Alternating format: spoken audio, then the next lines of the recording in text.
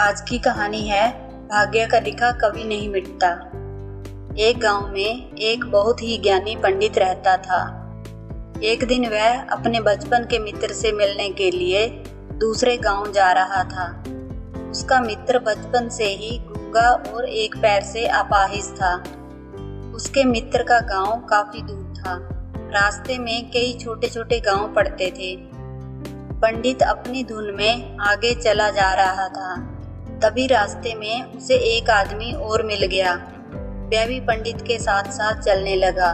पंडित ने सोचा चलो अच्छा ही हुआ, साथ साथ चलने से सफर जल्दी कट जाएगा। चलते चलते पंडित ने उस आदमी से उसका नाम पूछा तो उस आदमी ने अपना नाम महाकाल बताया।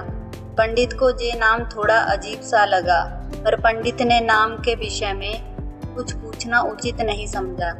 दोनों धीरे धीरे साथ में चल ही रहे थे। तभी रास्ते में एक गांव आया तो महाकाल ने पंडित से कहा, तुम आगे चलो, मुझे इस गांव में एक संदेशा देना है, मैं तुमसे आगे मिलता हूँ। पंडित ने कहा ठीक है, और वह आगे की ओर चल दिया। तभी गांव में खबर फैली कि एक व्यक्ति को भैंसे ने मार दिया है। जैसे ही भैंसे ने उस व्यक्ति को मारा, ठीक थोड़ी ही देर में महाकाल वापस आ गया। फिर चलते चलते दोनों एक दूसरे गांव के बाहर पहुंचते हैं, जहां पर एक छोटा सा मंदिर बना था और ठहरने की व्यवस्था भी अच्छी लग रही थी। पंडित के मित्र का गांव भी वहां से अभी काफी दूर था और रात्रि भी होने वाली थी। तो पंडित ने महाकाल से कहा, रात्रि होने वाली है, पूरा दिन चलते चलते थकान भी लग रही है और भूख भी लगी है, हम यहीं भोजन करके आराम कर लेते हैं, कल सुबह आराम से आगे का सफर तय करेंगे। महाकाल ने कहा ठीक है, मुझे इस गांव में किसी को जरूरी सामान देना है, तुम खाना खाकर आराम करो, मैं बाद में आकर खा लूंगा। इतना कहकर वह वहां से चला गया। लेकिन उसके जाते ही कुछ देर बाद उस गांव में धुआं उठता दिखाई दिया और देखते ही देखते पूरे गांव में आग लग गई। पंडित ने आश्चर्य से सोचा कि ये महाकाल जहां भी जाता है वहां किसी न किसी तरह की हानि जरूर हो जाती है, कुछ तो गड़बड़ है। लेकिन पंडित ने रात्रि में महाकाल से इस बात का कोई जिक्र नहीं किया। सुबह दोनों ने फिर अपने गंतव्य की ओर चलना प्रारंभ कर दिया। कुछ ही देर में फिर एक गांव आया तो महाकाल ने फिर पंडित से कहा, आप आगे चलते जाइए, मैं कुछ देर में आपको मिलता हूँ, मुझे इस गांव में भी कुछ जरूरी काम है, मैं काम करके आपसे आगे मिलता हूँ। ये कहकर महाकाल जाने लगा। लेकिन इस बार पंडित आगे नहीं बढ़ा, बल्कि वहीं खड़ा होकर महाकाल को देखता रहा कि अब वह कहाँ जाता है और क्या करता है। तभी लोगों की आवाजें सुनाई देने लगी कि किसी व्यक्ति को सांप ने काट लिया है और वह मर गया है। ठीक उसी समय महाकाल फिर से उस पंडित के पास पहुंच गया। लेकिन इस बार पंडित को सहन नहीं हुआ। उसने महाकाल से पूछ ही लिया कि तुम जिस गांव में जाते हो वहां कोई ना कोई नुकसान जरूर हो जाता है, क्या तुम मुझे बता सकते हो ऐसा क्यों हो रहा है? तो महाकाल ने जवाब दिया, पंडित जी, आप तो मुझे बहुत बड़े ज्ञानी मालूम पड़े थे, इसलिए मैं आपके साथ चलने लगा था, क्योंकि ज्ञानियों का संग बहुत अच्छा होता है, परंतु आप अभी तक नहीं समझ पाए कि मैं कौन हूँ। पंडित ने कहा, मैं समझ गया हूँ, लेकिन मुझे कुछ शंका है, अगर आप ही अपना उपयुक्त परिचय दे दें तो मुझे शंका नहीं होगी। महाकाल ने जवाब दिया, मैं जमदूत हूँ और जमराज की आज्ञा से उन लोगों के प्राण हरण करता हूँ जिनकी आयु पूर्ण हो चुकी है। हालांकि पंडित को पहले से ही इस बात की शंका थी, फिर भी महाकाल के मुंह से सुनकर पंडित घबरा गया। लेकिन फिर से हिम्मत करके पूछा, अगर ऐसी बात है और तुम सचमुच जमदूत हो तो बताओ अगली मृत्यु किसकी है?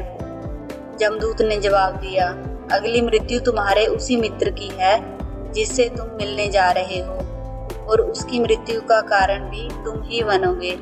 ये बात सुनकर पंडित सहम सा गया। पंडित सोच में पड़ गया कि यदि वास्तव में ये जमदूत हुआ तो उसकी बात भी सही होगी। मेरे कारण मेरे बचपन के सबसे अच्छे मित्र की मृत्यु हो जाएगी, इसलिए अच्छा यही होगा कि मैं अपने मित्र से मिलने ही ना जाऊं। कम से कम मैं तो उसकी मृत्यु का कारण नहीं बनूंगा। महाकाल ने कहा, जो तुम सोच रहे हो वह सब मुझे पता है, मगर तुम्हारे अपने मित्र से मिलने ना जाने से नियति नहीं बदल जाएगी। तुम्हारे मित्र की मृत्यु निश्चित है और वह अगले कुछ ही क्षणों में घटित होने वाली है। महाकाल के मुंह से ऐसी बातें सुनकर पंडित को झटका सा लगा, क्योंकि महाकाल ने उसके मन की बात जान ली थी, जो कि एक साधारण व्यक्ति के लिए संभव नहीं है। अब तो पंडित को विश्वास हो गया कि ये महाकाल सचमुच में ही जमदूत है, वह अपने मित्र की मृत्यु का कारण ना बने। इसलिए पंडित पीछे की ओर मुड़ा और अपने गांव की ओर जाने लगा।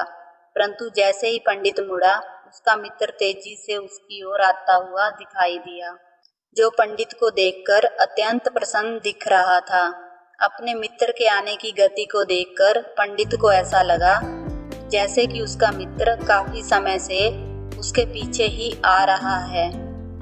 लेकिन वह बचपन से ही गूंगा था और पैर से अपाहिज था, इसलिए ना तो वह पंडित के पास पहुंच पा रहा था और ना ही पंडित को आवाज दे पा रहा था। लेकिन जैसे ही वह पंडित के पास पहुंचा, अचानक उसकी मृत्यु हो गई। पंडित हक्का बक्का होकर महाकाल की ओर देखने लगा, जैसे कि वह पूछना चाह रहा हो कि आखिर क्या हुआ। महाकाल पंडित के मन की बात समझ गया और बोला, तुम्हारा मित्र पिछले गांव से तुम्हारे पीछे पीछे आ रहा था, लेकिन वह अपाहिज और गूंगा होने की वजह से तुम तक नहीं पहुंच सका। उसने अपनी संपूर्ण ताकत लगाकर तुम तक पहुंचने की कोशिश की, लेकिन बुढ़ापे में बचपन जैसी ताकत नहीं होती, इसलिए हृदय आघात के कारण तुम्हारे मित्र की मृत्यु हो गई। क्योंकि तुमसे मिलने के लिए अपनी गति की सीमा को लांघते हुए वह तुमसे मिलने के लिए पीछे पीछे भाग रहा था, इसलिए अपने मित्र की मृत्यु का कारण तुम ही बने। अब पंडित को विश्वास हो चुका था कि सचमुच ये महाकाल एक जमदूत है और उसका कार्य जीवों के प्राणों को हरना है। पंडित एक ज्ञानी व्यक्ति था, इसलिए यह भी जानता था कि मृत्यु पर किसी का बस नहीं चलता। सभी जीवों को एक ना एक दिन मरना ही है। यही सोचकर उसने अपने आप को संभाल लिया। लेकिन अचानक पंडित के मन में स्वयं की मृत्यु के बारे में जानने की इच्छा हुई, इसलिए उसने महाकाल से पूछा, जब मृत्यु मेरे मित्र की होनी थी तो तुम शुरू से ही मेरे साथ क्यों चल रहे थे? महाकाल ने जवाब दिया, मैं तो सभी के साथ चलता हूँ और हर क्षण चलता रहता हूँ, किंतु लोग पहचान नहीं पाते, क्योंकि लोगों के पास अपनी समस्याओं के अलावा किसी और व्यक्ति, वस्तु या घटना के संदर्भ में सोचने, समझने और देखने का समय ही नहीं होता। पंडित ने कहा, क्या तुम बता सकते हो कि मेरी मृत्यु कब और कैसे होगी? तो महाकाल ने कहा, हालांकि किसी सामान्य जीव को ये जानना ठीक नहीं है, क्योंकि कोई भी जीव अपनी मृत्यु के बारे में जानकर दुखी ही होता है। लेकिन तुम ज्ञानी व्यक्ति प्रतीत होते हो और अपने मित्र की मृत्यु को तुमने जितनी आसानी से सहन कर लिया, उसे देखकर लगता है कि तुम अपनी मृत्यु के बारे में जानकर भी दुखी नहीं होगे। इसलिए मैं तुम्हें बता देता हूँ कि तुम्हारी मृत्यु आज से ठीक 6 महीने बाद आज के ही दिन किसी दूसरे राज्य में फांसी लगने से होगी। और सबसे आश्चर्य की बात ये होगी कि तुम स्वयं खुशी से फांसी को स्वीकार कर लोगे। इतना कहकर महाकाल जाने लगा, क्योंकि महाकाल का पंडित के साथ चलते रहने का अब कोई कारण नहीं था। पंडित भी अपने मित्र की यथाशक्ति कर्मकांड करके अपने गांव चला गया। लेकिन कोई व्यक्ति कितना भी ज्ञानी क्यों ना हो, अपनी मृत्यु की बात सुनकर दुखी तो होता ही है और मृत्यु से बचने के लिए कुछ ना कुछ करता ही है। तो पंडित ने भी किया। पंडित विद्वान था, इसलिए उसकी ख्याति उस राज्य के राजा तक थी। उस पंडित ने सोचा कि राजा के पास तो कई ज्ञानी मंत्री हैं, वे मेरी मृत्यु से संबंधित समस्या का कोई ना कोई हल निकाल ही लेंगे। पंडित ये सोचते हुए राज दरबार में पहुंच जाता है और उसने वहां जाकर राजा को सारा वृत्तांत सुनाया। राजा ने ये बात अपने मंत्रियों को बताई और उनसे सलाह मांगी। अंत में सभी ने विचार विमर्श करके कहा कि अगर पंडित की बात सही है तो ये तो निश्चित है कि उसकी मृत्यु 6 महीने के बाद ही होगी, लेकिन मृत्यु तब होगी जब वह दूसरे राज्य में जाएगा। यदि वह दूसरे राज्य में जाएगा ही नहीं तो मृत्यु भी नहीं होगी। मंत्रियों की ये सलाह राजा को भी ठीक लगी। बहुत सोच समझकर राजा ने पंडित के रहने की व्यवस्था महल में कर दी और राजा के आदेश के बिना उस पंडित से किसी को भी मिलने नहीं दिया जाता था, लेकिन पंडित कहीं भी आ जा सकता था ताकि पंडित को ये ना लगे कि वह राजा की कैद में है। परंतु पंडित डर के कारण स्वयं ही कहीं आता जाता नहीं था। धीरे धीरे पंडित की मृत्यु का समय नजदीक आने लगा और वह दिन भी आ गया जिस दिन पंडित की मृत्यु होने वाली थी। पंडित अपनी मृत्यु को लेकर बहुत चिंतित था, इसलिए उस दिन पंडित डर के मारे जल्दी ही सो गया ताकि जल्दी से वह रात बीत जाए और अगला दिन आ जाए तो उसकी मृत्यु टल सके। लेकिन पंडित को स्वयं नींद में चलने की बीमारी थी और इस बीमारी के बारे में वह स्वयं भी नहीं जानता था। अतः राजा के किसी वैद्य को बताने का तो प्रश्न ही नहीं उठता। उसी रात पंडित को नींद में चलने का दौरा पड़ा। वह उठा और जेल से निकलकर अस्तबल में गया। पंडित राजा का खास मेहमान था, इसलिए किसी पहरेदार ने भी उसे नहीं रोका और ना ही किसी तरह की पूछताछ की। अस्तबल में पहुंचकर वह सबसे तेज चलने वाले घोड़े की पीठ पर सवार होकर नींद में ही राज्य की सीमा के बाहर दूसरे राज्य में चला गया। इतना ही नहीं, वह दूसरे राज्य के राजमहल में पहुंच गया और उस महल के पहरेदार ने भी उसे नहीं रोका और ना ही कोई पूछताछ की। सभी लोग रात्रि के अंतिम प्रहर होने के कारण नींद में थे और वह पंडित सीधे राजा के शयन कक्ष में पहुंच गया जहां राजा और रानी सो रहे थे। वहां पंडित भी जाकर लेट गया। सुबह हुई तो राजा ने पंडित को रानी के बगल में सोया हुआ देखा, जिससे राजा बहुत क्रोधित हुआ और पंडित को गिरफ्तार कर लिया गया। पंडित को तो कुछ समझ में ही नहीं आ रहा था कि आखिर दूसरे राज्य में और राजा के कक्ष में वह कैसे पहुंच गया। लेकिन वहां ये सब सुनने वाला कौन था। राजा ने पंडित को दरबार में हाजिर करने का हुक्म दिया। कुछ समय बाद पंडित को दरबार में लाया गया। कुछ समय बाद राजा का दरबार लगा, जहां राजा ने पंडित को देखा और देखते ही क्रोधित होकर पंडित को फांसी पर चढ़ा देने का आदेश सुना दिया। फांसी की सजा सुनकर पंडित कांप गया।